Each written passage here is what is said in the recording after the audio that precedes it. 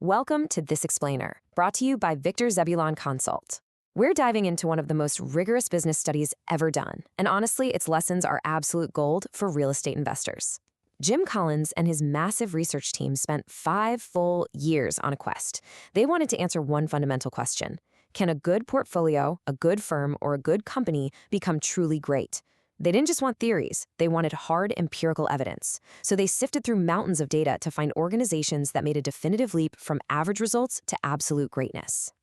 Right off the bat, we hit this powerful truth. Good is the enemy of great. Why do we have so few truly great real estate empires or world-changing companies out there? Well, it's simple. It is just so incredibly easy to settle for a good life and a good portfolio. You get comfortable. And when you settle for good, you completely miss out on greatness. The vast majority of companies never become great precisely because they become quite good.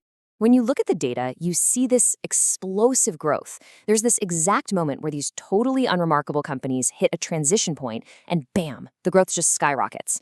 Over a 15-year period following their transition, these good-to-great companies averaged cumulative stock returns 6.9 times the general market. To put that in perspective, Jack Welch's legendary run at General Electric only outperformed the market by 2.8 times over a similar stretch. So this leap, it's absolutely massive. So here is the framework for that transformation. 1. Good is the enemy. 2. Level 5 leadership. 3. First who, then what. 4. The Stockdale paradox. And 5. The hedgehog concept. All right, let's jump right in to phase 1. Good is the enemy, and the danger of settling. The sheer magnitude of this transformation is just staggering. Imagine if you took just $1 single back in 1965 and invested it in a mutual fund of these transitioned companies. By the year 2000, that $1 would have multiplied 471 times. The general stock market, that would have only grown about 56 times. For us as investors, that huge delta right there, that is the ultimate cost of just settling for good. Let's look at a concrete, real-world example.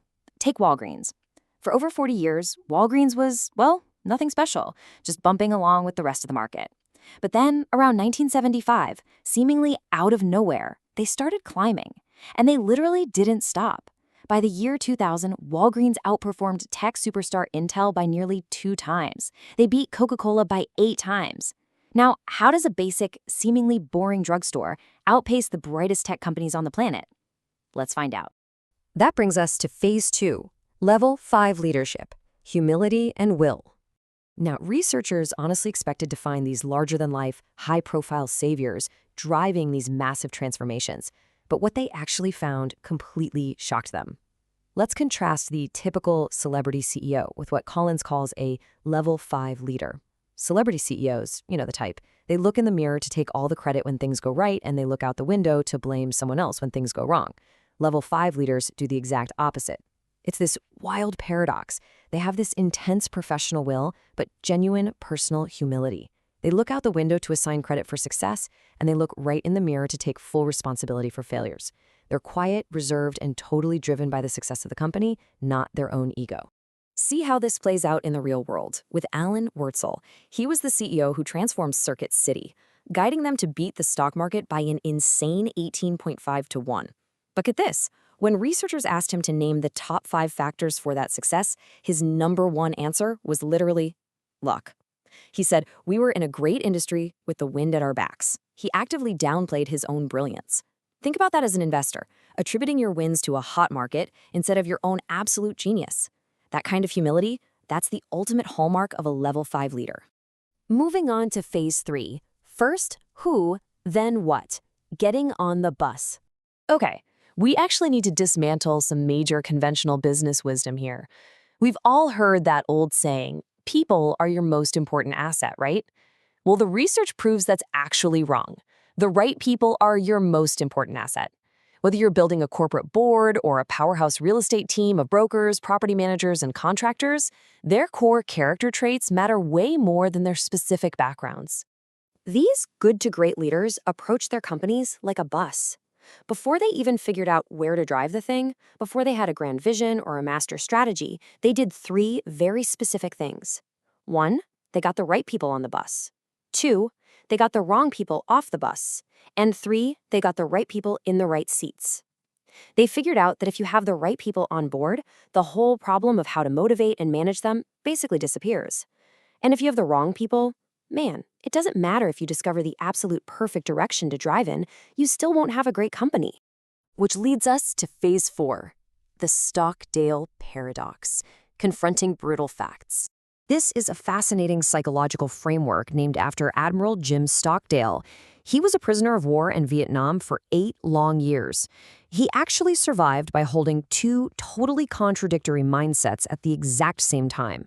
First, he realized you absolutely must retain unwavering faith that you will prevail in the end, no matter what, even through huge market downturns or terrible deals. But simultaneously, you have to confront the most brutal facts of your current reality, whatever they might be. The companies that failed to make the leap, they usually had the faith part down, but they completely lacked the discipline to look at the ugly truth of their situations. So how do you actually do this in practice? You have to build a culture where the truth is actually heard. You lead with questions, not answers. You don't coerce your team, you engage them in loud, heated dialogue and debate. It should feel way more like a passionate scientific pursuit for truth than a boring corporate meeting. And hey, when things go wrong, because they will, you conduct autopsies without blame. You dissect the failure clinically to learn from it instead of just hunting for a scapegoat. Because at the end of the day, facts are always better than dreams. Let's jump into the final phase. Phase 5, the hedgehog concept. Simplicity within 3 circles. The philosopher Isaiah Berlin had this famous idea where he divided the world into hedgehogs and foxes. Foxes are crafty, right? They know a ton of things, but they're scattered, diffused, and wildly inconsistent. They're always chasing every shiny new opportunity or some unfocused investment strategy. The comparison companies in the study, they acted exactly like foxes. But hedgehogs, they're simple creatures. They know one big thing, and they stick to it. Truly great organizations simplify their incredibly complex world into a single, crystalline concept. Now, a hedgehog concept isn't just a goal or some flashy strategy.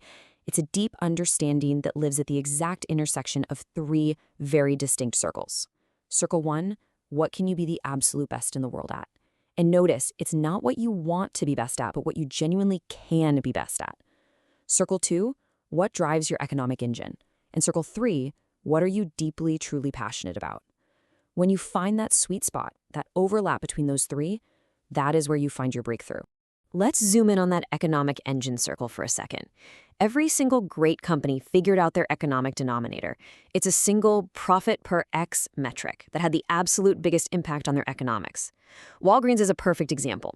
They realized their core engine wasn't profit per store, which was the standard for the whole industry. Their specific metric was profit per customer visit. Once they figured that out, it completely shifted their real estate strategy toward clustering multiple convenient locations close together just to maximize those visits. So, as an investor working with Victor Zebulon Consult, you have to ask yourself, what is your denominator? Is it profit per door, profit per square foot? Finding this one simple metric is absolutely vital. Now, once you actually nail down your hedgehog concept, something profound happens. It takes massive discipline and fanatical consistency to start saying no to big, distracting opportunities. These good to great companies realize something crucial. If a seemingly lucrative deal falls outside those 3 circles, it's totally irrelevant. They didn't just walk around with massive to-do lists. They ruthlessly maintained stop-doing lists. They threw out anything, even seemingly amazing opportunities that distracted them from their one big thing.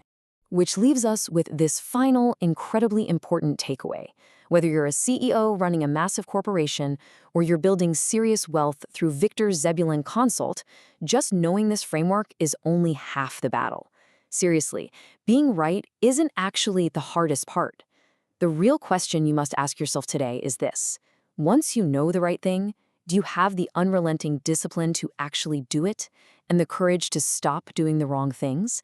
Because ultimately, my friends, that is your true leap from good to great.